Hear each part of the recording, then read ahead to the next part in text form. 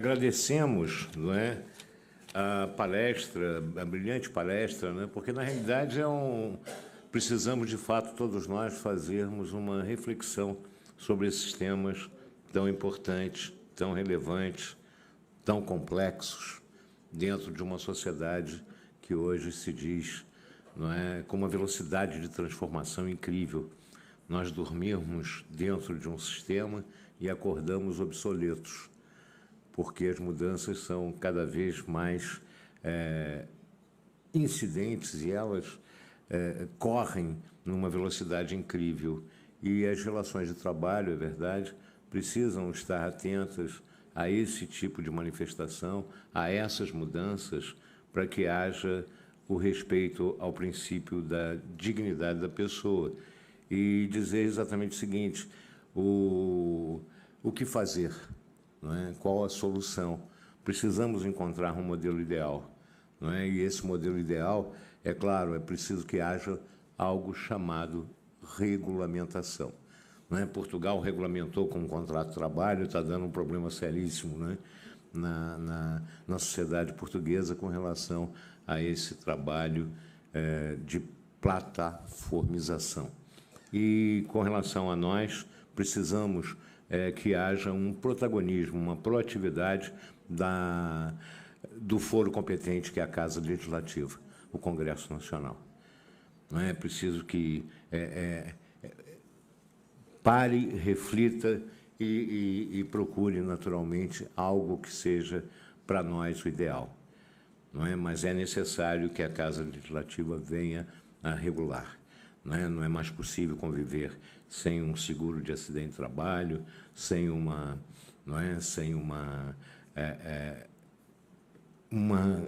visão social desse tipo de trabalho. Pode ser até que não seja aquele contrato clássico de empresa, mas que tenha uma regulamentação que proteja e torne eficaz esse tipo de atividade, inclusive com controle de trabalho, de horário, enfim, é necessário, e o tempo está cada vez mais exigindo que nós tenhamos esse tipo de comportamento. Agradeço muitíssimo. E vamos ouvir agora o Dr. Murilo Carvalho Sampaio Oliveira, que é juiz do trabalho na Bahia, professor associado à Universidade Federal da Bahia em Direito do Processo de Trabalho, graduado, especialista e mestre em Direito pela Federal da Bahia, doutor pela Federal do Paraná, além de especialização em Relações Laborais pela Universidade de Castilla-La Mancha. Estágio pós-doutoral na UFRJ, pesquisador na área de Direito do Trabalho, atuando principalmente nos temas de dependência econômica, subordinação jurídica e direito sindical, integrante do Grupo de Pesquisa e Transformações do Trabalho, Democracia e Proteção Social, filiado à Rede Nacional de Pesquisas e Estudos, Direito do Trabalho e Seguridade Social, editor-gerente da revista eletrônica do TRT5 e revisor das revistas jurídicas, professor de curso de especialização em Direito do Processo do Trabalho e de escolas judiciais trabalhistas, professor do Programa de Pós-Graduação de Direito da Federal da Bahia para o biênio 2021-2022, autor de artigos jurídicos, obras publicadas. O baiano não atua, ele estreia, Então, com essas manifestações, eu passo a palavra ao ilustre conferencista. Muito obrigado. Bom dia a todos e todas. Agradeço muito a oportunidade. Como ex-aluno da ENAMAT, tive o privilégio de ser de uma geração de juízes que foram formados inicialmente aqui. Isso modifica bastante nossa perspectiva funcional e, justamente por isso, queria agradecer muito ao convite do ministro Maurício Godinho Delgado, do juiz auxiliar Bruno, também agradecer a acolhida do ministro Aloísio. E queria, nessa exposição, pedir para projetar os slides. E o que eu vou fazer aqui hoje é, de certa forma, um resumo do que eu tenho feito nos últimos 5 anos. Peço até a licença para falar na qualidade de professor e não de magistrado, para tentar fazer uma argumentação crítica no sentido de defender a hipótese ou o argumento de que a CLT de hoje já comporta a flexibilidade e a recusa de trabalho que tanto é propagandeada como constitutiva do modelo do trabalho de plataformas digitais, em especial as mais conhecidas, que são a de transporte e a de entregas. Mas eu vou fazer isso com calma e com bastante passo a passo. Então, agradecendo, vou também me socorrer da contribuição da professora Mariá, que já conseguiu, através de referenciais da Alemanha, demonstrar o que é jornada porosa, mas eu vou partir desse ponto, desse início, para tentar demarcar mais no plano fático e legal sobre o que poderia ser entendido como jornada porosa ou intermitente. É óbvio, quando a gente fala em porosidade, tal como a professora Mariá já apontou, a gente pensa na ideia de arejado, intercalado, descontínuo. E, de certa forma, você pode enxergar, sobretudo a partir das propagandas que se faz, que esses trabalhadores têm uma jornada arejada, intercalada. E aqui não é que eu concorde com isso, mas eu estou dizendo que essa é a descrição que alguns fazem. No sentido de que há uma certa autonomia ou uma certa flexibilidade de se definir o dia de trabalho, a hora de trabalho, o dia de descanso, o momento de intervalo. Ou seja, uma jornada livre, uma jornada porosa, que muito combina com a ideia de intermitência. Essa semântica toda sugere e conforma a ideia de autogestão do trabalho e, portanto, cria um imaginário de que essas pessoas são empreendedores ou são autônomos. É claro que essa semântica, como eu falei aqui, ela é constituída a partir de, em primeiro lugar, percepções muito parciais e subjetivas e também constituída por um conjunto de propaganda muito grande sobre isso. É claro que quando a gente entrevista um entregador ou um motorista, enfim, a gente pode ter ouvido, e muitas vezes a gente ouviu, que essa pessoa trabalha 1 dia por semana, 2 dias por semana, 3 dias por semana. E, portanto, essa jornada seria porosa, descontínua, intermitente. Mas, como a gente não pode medir o mundo pela nossa percepção individual, a gente precisa se socorrer de pesquisas acadêmicas, que, com comprovação de método científico, de teste e verificação, se identifica qual é o perfil da maioria das pessoas. E aí eu digo isso porque, com perdão, o perfil da maioria dos motoristas em empresas plataformas ou dos entregadores não é esse perfil de que trabalha poucos dias por semana. É um perfil de pessoas que, em geral, trabalham mais do que a jornada legal de 44 horas por semana e que, em geral, sobretudo quando se computar os ganhos líquidos, e, por favor, guardem essa expressão, ganhos líquidos, porque há também uma confusão sobre faturamento e resultado financeiro. Quando se computar esses ganhos líquidos, vão perceber que o que se paga é algo próximo ou até inferior ao salário mínimo pela hora disponibilizada. E por que é importante dizer sobre essa condição porosa, intermitente? Porque isso reverbera num conjunto de decisões de improcedência sobre o vínculo empregatício em diversos argumentos.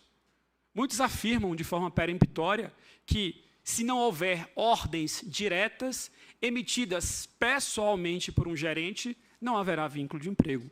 Outros vão dizer que, sem controle de horário, não é possível se reconhecer a relação de emprego. Se diz também que, ora, o sujeito recebe 80% do faturamento e, portanto, ele é um sócio majoritário dessa parceria econômica. Ainda se fala, mas ele trabalha quando ele quiser, para quem ele quiser, para 2 ou 3 empresas ou aplicativos simultaneamente. Ah, mas e aquele negócio da exclusão? Isso não é punição? Não. Excluir alguém é apenas uma regra do negócio natural e inerente, neutro, daquele sistema informático. Então, esse conjunto de argumentos são os principais utilizados para se dizer a CLT não cabe para esses trabalhadores. Mas a proposta aqui, na qualidade de professor, é problematizar isso e dizer que não cabe se a gente continuar praticando o conceito reduzido que a doutrina e a jurisprudência têm feito do conceito de empregado. E, por isso, já me antecipo pedindo desculpas, porque se o meu argumento é demonstrar que a CLT é compatível, eu vou pedir vênia até o ministro para exibir a lei. Porque a nossa visão está tão fechada, nosso campo de visão está tão diminuto, que eu preciso ampliar e dizer, olha, vamos ler de novo a lei, por favor. Porque me parece que a lei já serve para esse tipo de trabalho.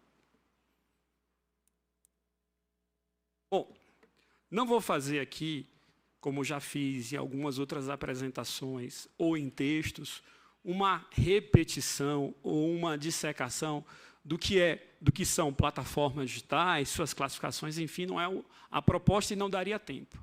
Mas eu preciso, para tentar recuperar as coisas e mostrar que a visão pode ser ampla, se houver vontade,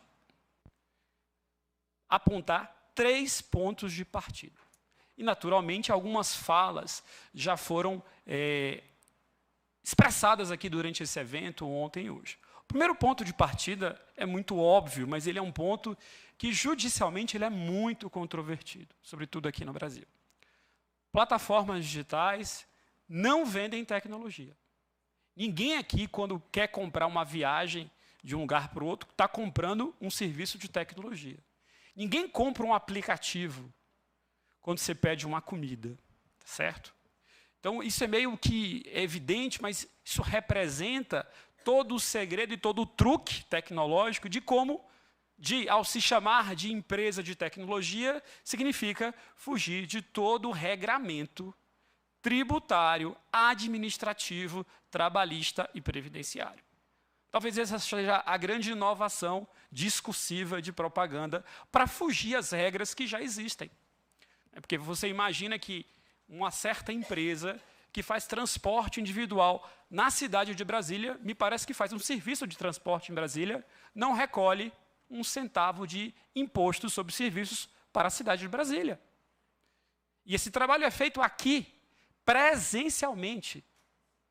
Mas esse pagamento vai ser feito para São Paulo, e de São Paulo vai ser remetido, salvo engano, para a Holanda. Segunda premissa. Parece chato, coisa de professor, querer sempre tentar ter aquela pureza conceitual, aquela pureza de designação, mas chamar bem as coisas significa compreender bem os fenômenos. Se a gente compreende mal, a gente não vai conseguir sair das ilusões e das ocultações. Quando a gente chama trabalho por aplicativo, a gente está perdendo a totalidade do fenômeno. Nesse caso específico que a gente mais discute, entregadores e motoristas, essas pessoas, perdão, colegas magistrados, perdão, ministro, eles não trabalham pelo aplicativo. Ninguém faz uma viagem pelo aplicativo, por enquanto, né? Não sei se no futuro vai mudar, mas a comida não vem pelo aplicativo. A comida vem pelas mãos, pelos corpos de pessoas que se deslocam fisicamente nas ruas, que se acidentam muitas vezes. Chamar isso de trabalho por aplicativo é um equívoco gigantesco, porque permite imaginar que, em primeiro lugar, esse aplicativo é um ente abstrato, neutro, sem qualquer valor, e que aquilo é inerente ao modelo de negócios. Quando o aplicativo e o modelo de negócios são, sobretudo, escolhas de quem o fez. Vejam só. Num aplicativo ou num ecossistema digital, uma plataforma digital, todas as minhas permissões como usuário são antes dadas por quem faz o sistema. Tudo que eu posso fazer dentro de um ecossistema digital é previamente consentido e permitido por quem fez. A minha liberdade, então, ela é concedida, ela é permitida por quem criou aquele negócio. Nós, da Justiça do Trabalho, conhecemos várias formas de trabalho por aplicativo. O PJE tem um aplicativo chamado JTE. A gente assina despacho no aplicativo, não quer dizer que os magistrados sejam trabalhadores de aplicativo. A gente conhece entregadores que são empregados, carteira assinada, que vendem bebidas, que batem o ponto pelo aplicativo, que fazem as vendas pelo aplicativo. Antes era um Palm Top, vão lembrar, não é? Agora é um aplicativo. Então, aplicativo, no caso de entregadores e motoristas, é a janela de comunicação e não o lugar do trabalho. Lá se comunica o trabalho, lá se confirma o trabalho e lá também se monitora ou se vigia o trabalho.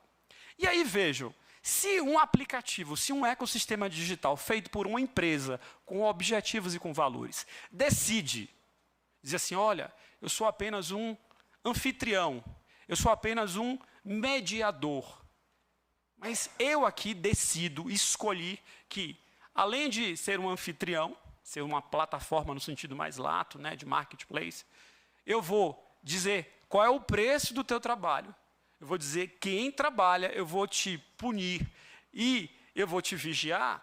Esse tipo de escolha, vigiar, precificar, punir, é, do ponto de vista mais tradicional do direito do trabalho, a expressão claríssima do poder diretivo. Existem plataformas, e aqui eu queria deixar muito claro, que escolhem não fazer isso. Vou citar uma muito conhecida no Brasil, chama Get Ninjas. A Get Ninjas não diz o preço do trabalhador, não dá nota ao trabalhador e não cobra um percentual do trabalhador pela venda. O negócio, já que é trabalho autônomo, essa parte do pagamento é negociada entre o trabalhador e o empregador. Tal como a radiotáxi, para usar o exemplo de ontem, uma radiotáxi não diz o preço da corrida. Não cobra 20% ou 30% ou 40% sobre a corrida. Uma radiotáxi faz uma chamada aberta num rádio para vários taxistas. No caso dessas plataformas, a gente não sabe objetivamente qual é o critério que se chama a pessoa. É o mais próximo? É a pessoa que tem a nota mais alta? E como é que a gente poderia saber isso? Se a gente pudesse verificar quais os critérios comandados na programação algorítmica. Seria a forma de entender qual o padrão de trabalho. Porque a vantagem do mundo digital, ou do modelo digital, é que tudo está registrado, programado. Mas a gente precisa ter acesso a essas informações. Até para se valer, seja no direito civil ou no direito do trabalho, da ideia de dever de informação, direito de informação, que é expressão da ideia do princípio da boa-fé objetiva. Mas vamos continuar, senão eu vou demorar demais. Então, vejam. Muito se afirma que esses trabalhadores têm jornada livre, podem recusar quando quiser, podem trabalhar quando quiser, mas isso, do ponto de vista fático, isso é controvertido. Aqui algumas telas sobre a expressão da recusa ou da liberdade. O motorista pode recusar uma viagem? Pode. Pode recusar duas? Pode. Mas se ele continuar recusando diversas viagens, ele vai ter preterição, ele vai receber bloqueios, ele vai sofrer exclusões. Então, a liberdade daquele trabalho poroso, de autogestão, ela não é impune. Ela traz consequências negativas, vai rebaixar a nota. Aliás, nota, eu gosto de brincar com os alunos da UFBA, que eu vou praticar a nota Uber na sala de aula, ministro. Porque a nota Uber na cidade de Salvador é 4,6. Parece baixo, né, ministro? Mas é 4,6 de 5. Que se a gente mudar para 10, é nota de aprovação 9,2. Um trabalhador ou um aluno 9,2 de média final vai ser um grande aluno, com certeza.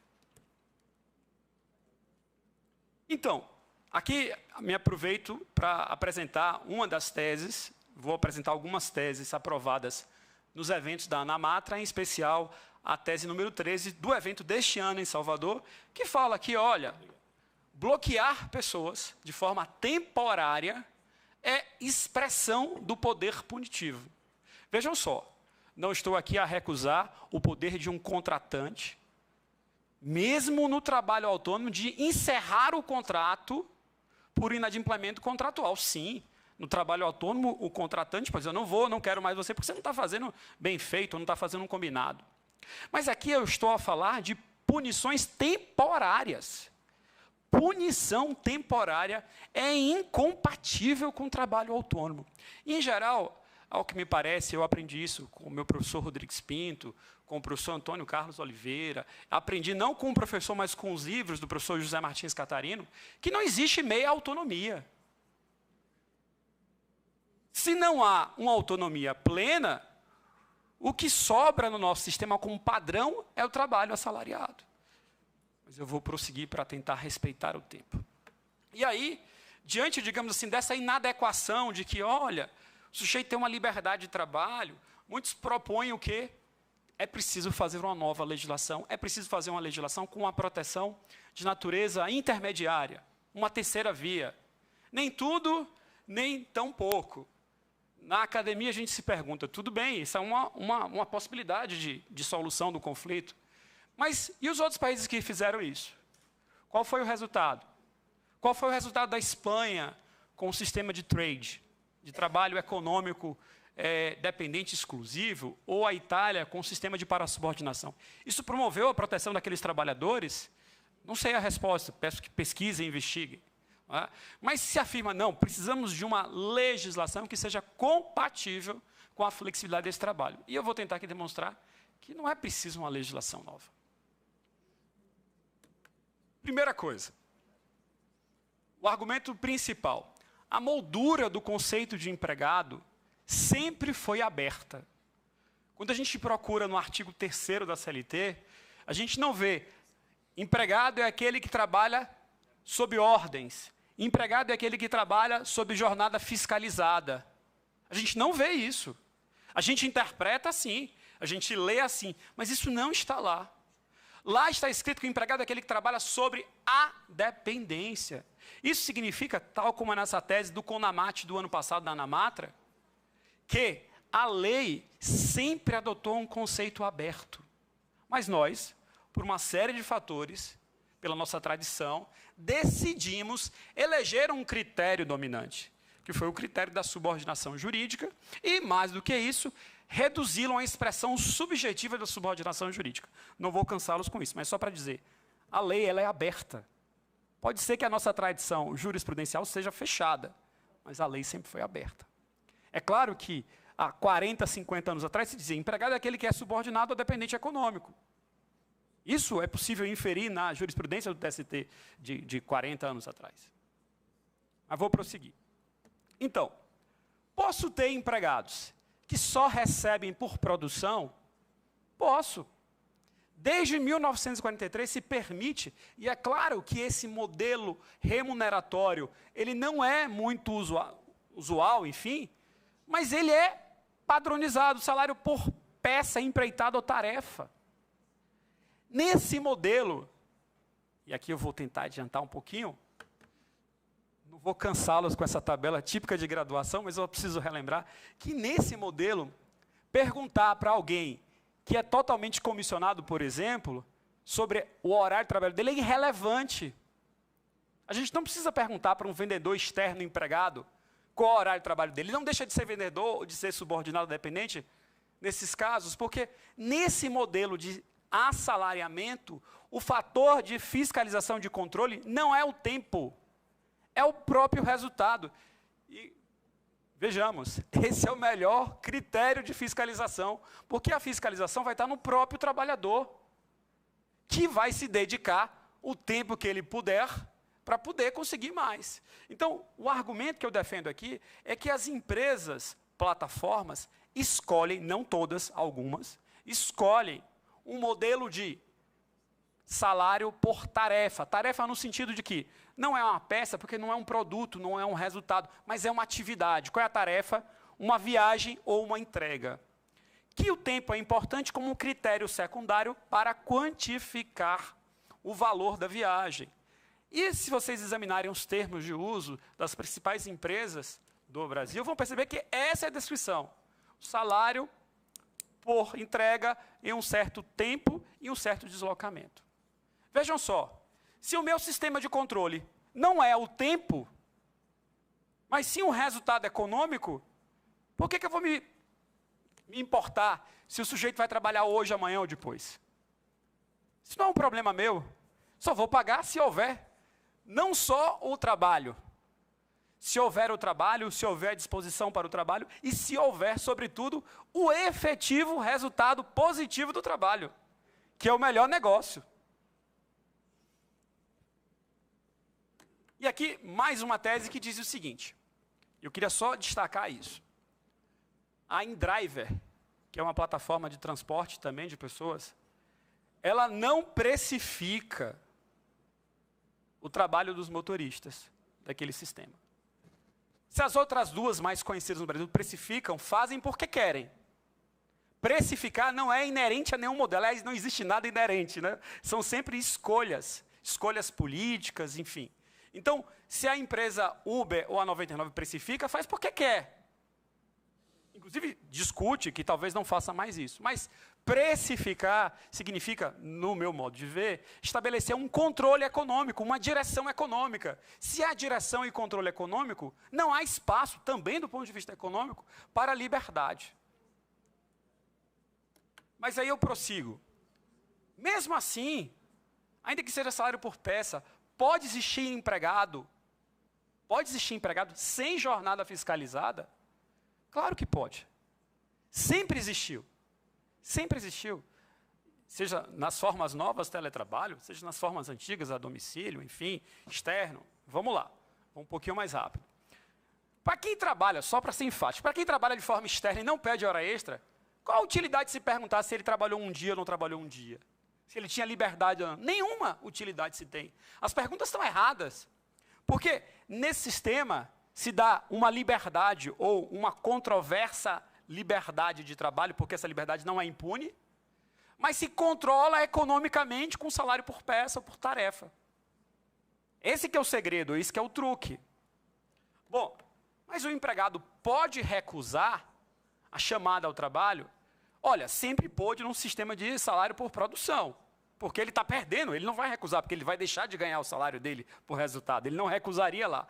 Mas se houver alguma dúvida, desde 2017 está escrito, literalmente na CLT, que a recusa da oferta não descaracteriza a subordinação jurídica.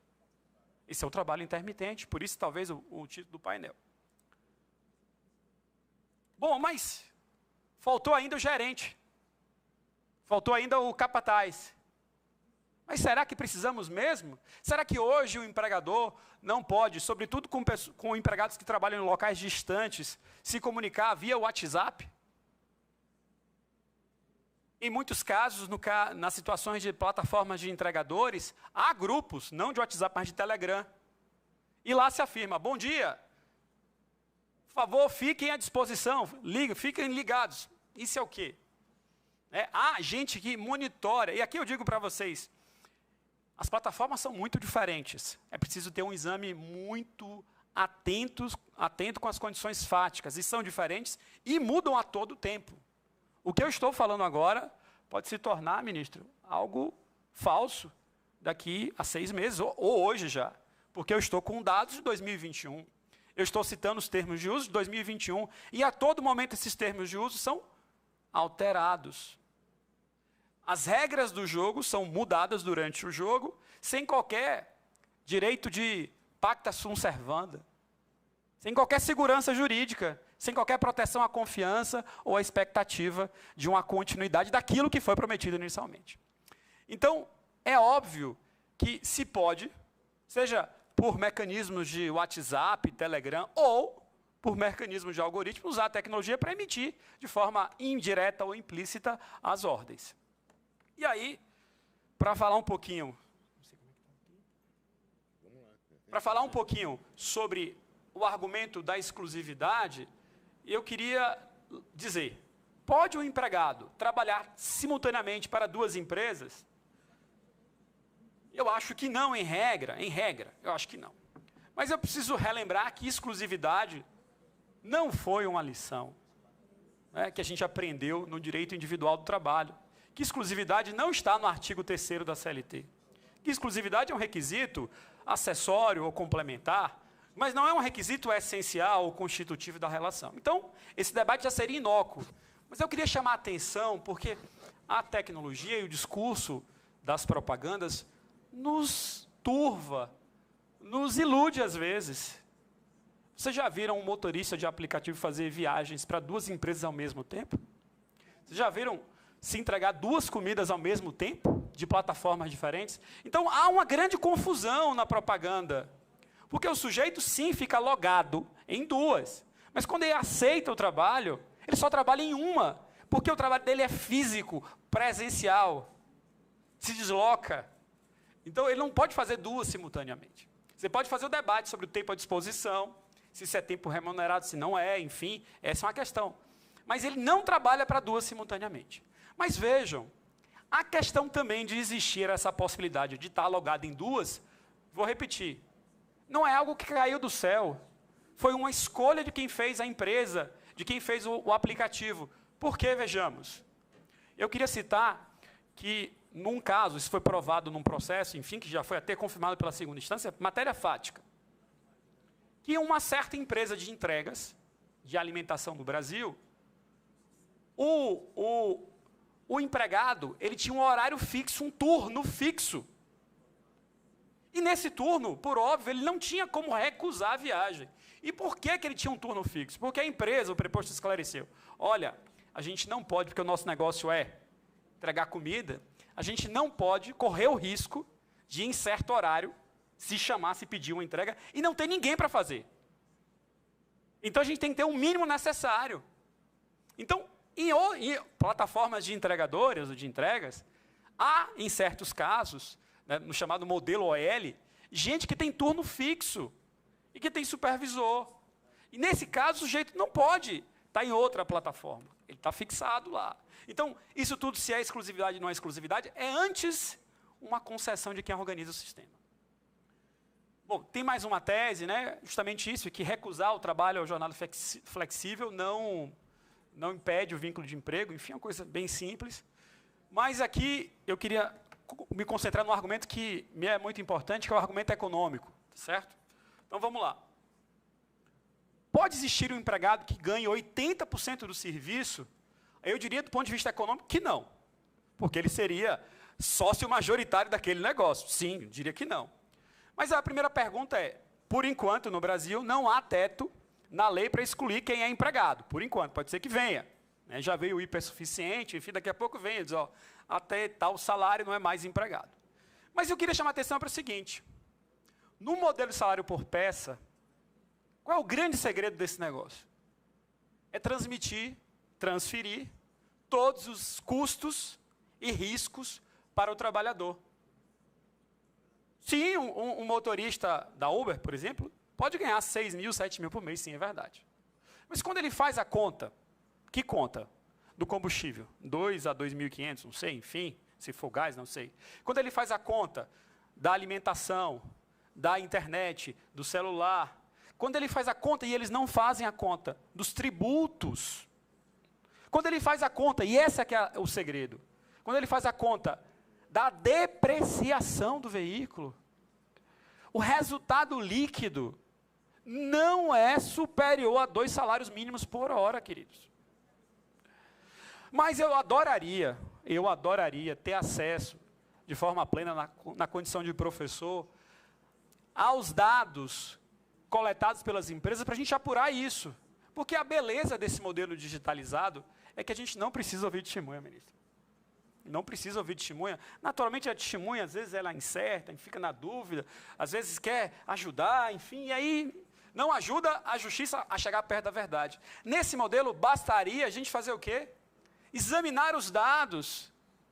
Quantas viagens o sujeito fez? E é fácil, quando a gente pede alguém, né, pelo aplicativo, sabe, fez 6 mil viagens, nota tal. Quantas viagens ele fez? Quanto tempo durou essas viagens? Quanto é que ele ganhou dessas viagens? Se a gente cruzar esses dados, a gente vai achar valores que são irrisórios. São irrisórios e demandam, e são pessoas que vivem o tempo inteiro, né, à disposição ao trabalho, como perfil majoritário. É claro que tem gente que trabalha 1 ou 2 dias, mas o perfil majoritário é isso. Mas vocês vão dizer, não, Murilo, eu acho interessante isso, mas precisamos ainda de uma lei, não precisamos ainda de uma lei que diga expressamente: a jornada é livre, não tem horário a ser fiscalizado. Precisamos de uma lei, aliás, que diga expressamente que se pode pagar só pela viagem. Eu diria, não precisamos. Temos essa lei desde 2012. CLT, capítulo do motorista empregado. Artigo 235 é: a jornada de trabalho do motorista empregado não tem horário fixo, nem de início nem de final. 235G da CLT é permitida a remuneração do motorista em função da distância percorrida do tempo de viagem. Para isso, nós já temos leis. Para o vínculo, para alguém que se engaja numa plataforma que exerce ingerências e controle, já temos uma lei. Podemos ter outras leis para outras situações. Eu posso até comentar isso depois, se houver tempo, né? Então, essa é uma tese também da ANAMATRA. Eu vou até disponibilizar depois os slides para quem quiser. Vou pedir para colocar no site da ANAMATRA, ou até me pedir pessoalmente, posso enviar, tá bom? Mas vamos lá. Não, Murilo, eu acho ainda que não me convenci. Não digamos assim, interpretar a lei de forma literal pode ser um exercício ainda difícil. E eu não estou dizendo que essa é a única interpretação, não é isso que eu estou dizendo. Estou dizendo que essa é uma interpretação possível. Mas, como toda interpretação, o intérprete tem que ter a vontade, porque a gente tem margem de escolhas na interpretação. Mas, ainda para aqueles que não se convencem de que a CLT pode dar algum amparo para um trabalho hipoteticamente flexível, eu perguntaria: e a nossa Constituição? Teria alguma coisa a dizer para os trabalhadores plataformizados? Vocês vão dizer: não, Murilo, não, acho que não, porque aquele artigo 7º fala lá, são direitos dos empregados, não é isso? Não é isso que o artigo 7º fala? Mais uma vez, o 7º não fala isso. O artigo 7º, aquele que dá o rol de direitos fundamentais, fala, são direitos dos trabalhadores. E é por isso que o artigo 7º, expansionista, alcança avulsos. É por isso que o artigo 7º, expansionista, alcança servidores públicos. Porque o 7º, que nós interpretamos apenas como dirigidos aos empregados, ele sempre teve, literalmente, uma permissão para ser incidente sobre outras relações. Mas, sobretudo, é uma questão de escolha e de interpretação. Tá bom? Então, o que eu queria dizer é o seguinte: penso eu que, mais do que uma nova lei, é preciso fugir dos truques tecnológicos, né, que a tecnologia sempre nos causa um certo desconforto, um arrepio, mas, sobretudo, também fugir de escolhas que o direito do trabalho, aqui a jurisprudência e a doutrina fizeram, no sentido de restringir o empregado à ideia de alguém que tem jornada fiscalizada e que recebe ordens presenciais. Essa expressão desse modelo empresarial é uma expressão da segunda revolução industrial. É uma expressão do modelo fordista, mas, felizmente, o direito do trabalho antecede o fordismo. Não é isso? O direito do trabalho antecedeu o fordismo. O direito do trabalho perdurou no padrão toyotista, e penso eu que o direito do trabalho é firme e está vigente no modelo, abre aspas, uberista, enfim. É claro que uma nova lei não é ruim, mas ela pode discutir outras coisas, como, por exemplo, sobre os direitos coletivos e econômicos dos dados produzidos. Por quê? Porque, nesse modelo, se os dados são valor, os trabalhadores geram dois valores: a viagem e a entrega, mas os dados também dessas atividades, que permitem mapear o mercado, que permitem estabelecer e identificar as sazonalidades, identificar de forma milimétrica a oferta e a procura, e que permitem que as empresas tenham mais ganhos, porque elas compreendem estatisticamente como as coisas funcionam. Então, sim, precisamos de uma nova lei, uma lei que, talvez, voltando para o debate do direito individual do trabalho, que assegure o direito de defesa do trabalhador contra uma despedida arbitrária, como a exclusão. Mas também depende de vontade de interpretar e de fazer valer a Constituição. Eu agradeço a todos a atenção. Se vocês quiserem se aprofundar sobre esse argumento do salário por tarefa digital, eu coloquei aqui um QR Code que vai direto para esse artigo, um artigozinho acadêmico, resultado do estágio pós-doutoral que eu fiz lá na Universidade Federal do Rio de Janeiro, sobre a supervisão da professora e desembargadora Sayonara e do meu querido colega e amigo Rodrigo Carelli. E, se quiserem acompanhar mais algumas coisas, peço que sigam o nosso blog da pesquisa, que é o Assalariados Digitais, Perspectivas para a Proteção Trabalhista. Muito obrigado pela atenção e pela paciência. Valeu, parabéns.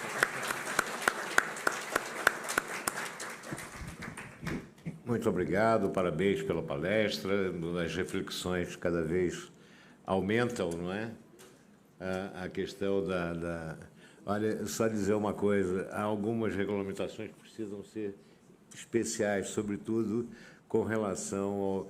Sabe que morre em São Paulo 2 motoqueiros por dia, pelo menos, né, em entrega, porque a velocidade da entrega também é muito grande, na medida que a pizza tem que chegar quente. Não é mesmo? E realmente não há a menor proteção com relação a isso. E a legislação trabalhista e a CLT, ela é incapaz de chegar a esse pormenor tão violento da sociedade brasileira. Agora, a minha frustração toda, que eu achava que eu ia chegar ao século XXI como os Jetsons, né?